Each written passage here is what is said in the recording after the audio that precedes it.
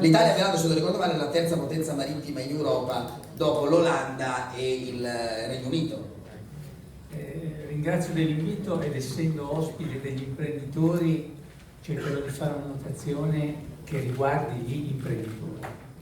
Quell'accordo, detto in due parole, serviva. Noi abbiamo un grande programma di investimenti su Genova dopo quello del ponte, circa 1 miliardo di euro. Abbiamo fatto un accordo con la China Communication and Construction Company, che è una delle più grandi aziende del mondo di costruzione. Dico una delle più grandi. Sono stati più veloci i cinesi del governo italiano. Lo dico sottovoce, no, dico, nel fare le cose, decreto Genova, quant'altro. I cinesi sono arrivati, hanno firmato, dai, governo italiano. No, ma senza far polemica. No, assolutamente. Sì, figuriamoci. Ma l'aggettivo che mi interessava era questa grande impresa. E io credo che nella discussione che abbiamo avuto oggi l'elemento dimensionale delle imprese abbia una grande valenza. Noi abbiamo sentito molte considerazioni geopolitiche, però io penso che queste considerazioni geopolitiche debbano essere temperate alla luce di alcune considerazioni di carattere economico.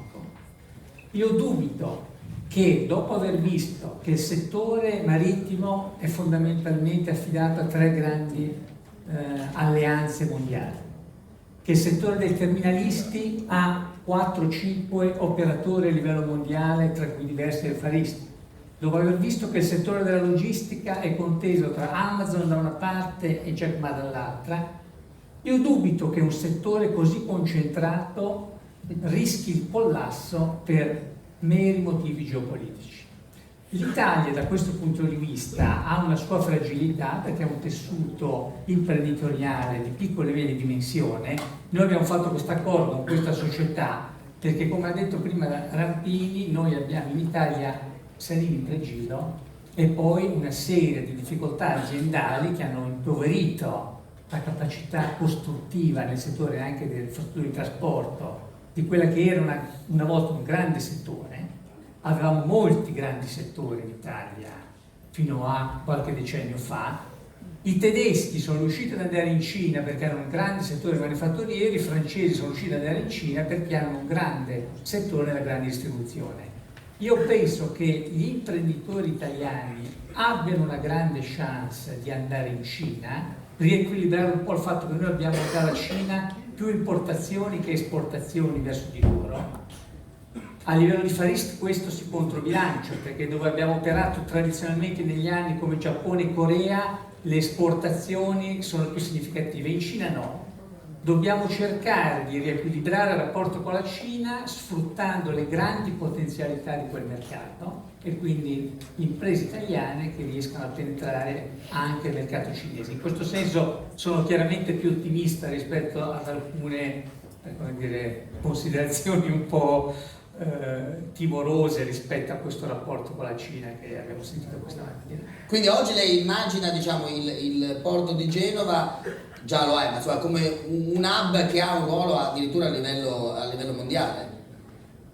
Lo è perché è su una rotta, la principale rotta a livello mondiale insieme a quella del Pacifico. Non consegnerei mai il porto a un unico operatore o a un'unica potenza. La fortuna di Genova è che ha le spalle sufficientemente larghe e noi abbiamo Maersk, Singapore, MSC, Costco, quindi l'importante è mantenere una certa pluralità di attori, consegnarci a un unico interlocutore no, ma facendo così penso sicuramente che Genova si rafforzerà ulteriormente. Dobbiamo chiudere, però determinante è avere il porto e avere anche le infrastrutture che siano in grado di ricevere, di smaltire, di portare, mettere in circolo tutte le merci e i passeggeri che da là passano.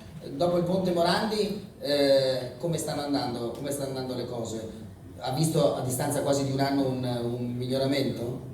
Guardi, molto dobbiamo poi chiudere, ma così rimaniamo anche alla terra dalla quale ci ospita. Il ponte vedrà che sarà su il prossimo anno, le infrastrutture di ultimo miglio stiamo accelerando e quindi in un paio d'anni penso che avremo condizioni soddisfacenti.